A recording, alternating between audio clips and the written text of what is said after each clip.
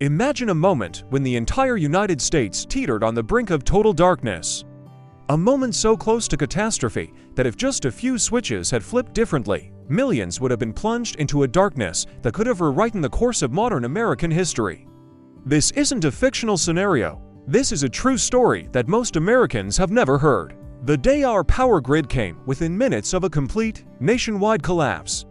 Let me take you back to a crisp summer morning, July 23, 2012. Most Americans woke up that day like any other, brewing coffee, checking emails, scrolling through their smartphones. Nobody knew that just days earlier, our entire civilization had narrowly escaped a technological apocalypse that could have sent us back to the Dark Ages. The story begins not with a dramatic explosion or a terrorist attack, but with something seemingly innocuous, a massive solar storm brewing 93 million miles away from Earth. Scientists at NASA had been tracking an extraordinary solar event, a massive coronal mass ejection that would dwarf most solar activities recorded in modern history.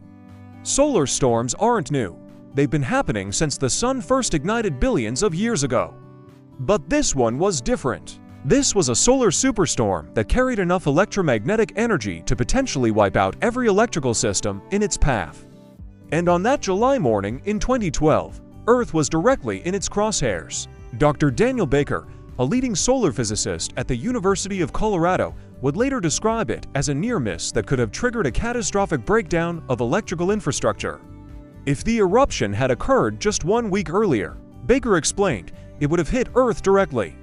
The consequences would have been devastating. To understand the potential impact, we need to look back at history. In 1859, a similar solar event known as the Carrington Event caused telegraph systems across Europe and North America to fail spectacularly. Telegraph sparked, operators received electric shocks, and some telegraph lines generated enough electricity to operate even after being disconnected from their power sources. But that was 1859. Today, our entire civilization runs on electricity. Imagine a world where every computer, every communication system, every critical infrastructure suddenly goes dark. Hospitals would lose power, water treatment plants would shut down, transportation systems would grind to a halt. The economic damage would be estimated in the trillions. The 2012 solar storm was estimated to be at least as powerful as the Carrington Event. NASA's Stereo spacecraft, positioned perfectly to observe the event, recorded data that sent chills down the spines of solar researchers. The coronal mass ejection was so powerful that it would have overwhelmed our electrical grid's most critical protection systems. What most people don't realize is how fragile our power infrastructure truly is. The electrical grid isn't some monolithic, indestructible system. It's a complex network of transformers, transmission lines, and interconnected systems that can be disrupted by something as seemingly minor as a well-placed electromagnetic pulse. Transformers are particularly vulnerable. These massive electrical components, some weighing over 100 tons, are not easily replaceable. In the event of a severe solar storm, multiple transformers could be destroyed simultaneously. The lead time to manufacture a single replacement transformer can be up to 2 years. Imagine losing dozens or even hundreds at once. The Department of Homeland Security and the Federal Energy Regulatory Commission have wargamed multiple scenarios involving grid collapse. Their classified reports paint a grim picture. A prolonged nationwide blackout could lead to widespread civil unrest, food shortages, and a breakdown of basic societal functions within days. The vulnerability of our power grid isn't just a theoretical risk. In November 2015, a small incident in Arizona demonstrated how quickly things could go wrong. A single maintenance error caused a cascading failure that left over 12 million people in California, Arizona, and Mexico without power for up to 12 hours. Imagine that scenario, but multiplied across the entire nation. Experts like Dr. Granger Morgan from Carnegie Mellon University have been warning about this potential catastrophe for years. Our electrical infrastructure is designed for a world that no longer exists, Morgan argues. We're operating on a system that was conceptualized in the early 20th century, but now supports a hyper-connected 21st century civilization. The most terrifying aspect of a potential grid collapse is how quickly it could happen. Unlike a hurricane or an earthquake, a solar storm or electromagnetic pulse could disable critical infrastructure in a matter of minutes. Within hours, the cascading effects would begin to multiply.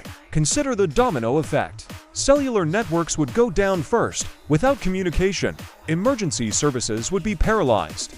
Water pumping stations require electricity to operate, meaning clean water would become scarce within days. Food distribution systems, which rely on complex refrigeration and transportation networks, would grind to a halt. In 2010, a report by the National Academy of Sciences estimated that a severe solar storm could cause up to $2.6 trillion in damages in the United States alone. To put that in perspective, that's more than 14 times the economic damage caused by Hurricane Katrina. And unlike a hurricane, there would be no warning, no time to prepare. The government isn't entirely blind to this threat. In 2016, President Obama signed an executive order establishing the Coordinated Action Plan for addressing the critical vulnerabilities of the electric grid, but many experts argue that these measures are too little, too late. Take the case of the Burlington Electric Department in Vermont. In 2016, they discovered Russian hackers had penetrated their system, potentially laying groundwork for a future attack. This wasn't just a theoretical threat, it was a real-world demonstration of how vulnerable our electrical infrastructure truly is.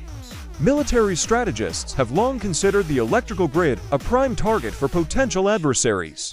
A well-placed cyberattack or electromagnetic pulse could potentially disable more infrastructure than a conventional military campaign. During the Cold War, both the United States and Soviet Union developed specific strategies for grid disruption. One of the most chilling scenarios involves the potential for a high-altitude electromagnetic pulse-HEMP attack. A single nuclear weapon detonated at high altitude could generate an electromagnetic pulse capable of destroying electrical infrastructure across entire regions. The military has hardened some critical systems against such attacks, but civilian infrastructure remains largely unprotected. The 2003 Northeast blackout provides a glimpse into what a more extensive grid failure might look like. What started as a simple software bug in an alarm system in Ohio quickly cascaded into a massive power outage affecting 50 million people across the northeastern United States and parts of Canada. For 2 days, major cities were brought to their knees. Renewable energy might seem like a solution, but it introduces its own vulnerabilities. Solar and wind power systems are equally susceptible to electromagnetic disruption. In fact, their more complex inverter systems could be even more vulnerable to sudden electrical surges. Private sector preparedness is equally concerning. A 2018 study by the Homeland Institute found that 77% of critical infrastructure organizations had experienced a cyber attack in the previous year. Yet only 36% felt fully prepared to handle a comprehensive grid failure. The human cost of such a collapse would be immeasurable. Hospitals would lose power within hours. Patients on life support would be at immediate risk. Urban areas would quickly become uninhabitable, with no water, no communication, and no way to distribute food or medical supplies. The most frightening aspect of a potential grid collapse is how quickly civilization could unravel.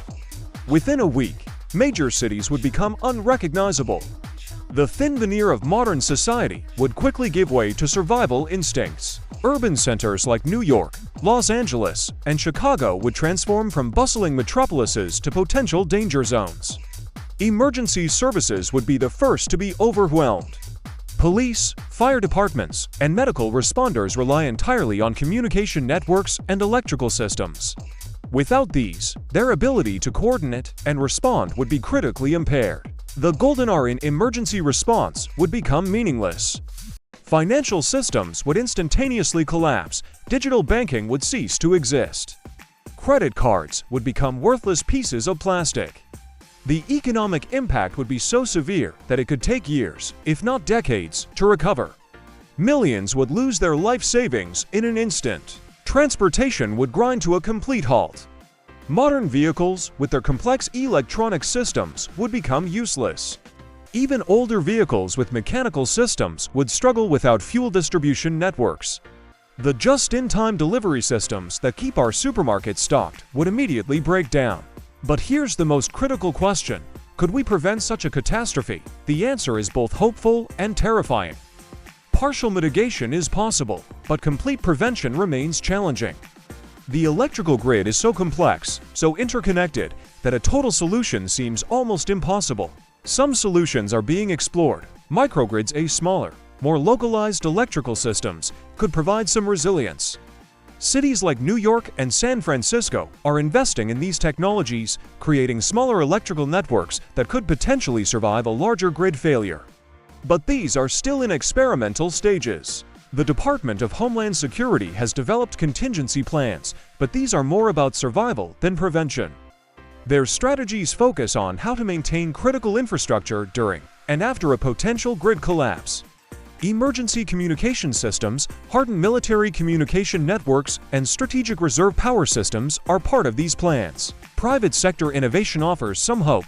Companies like Tesla and other renewable energy providers are developing more resilient power storage and distribution technologies. Advances in battery technology and decentralized power generation could provide some protection against total grid failure.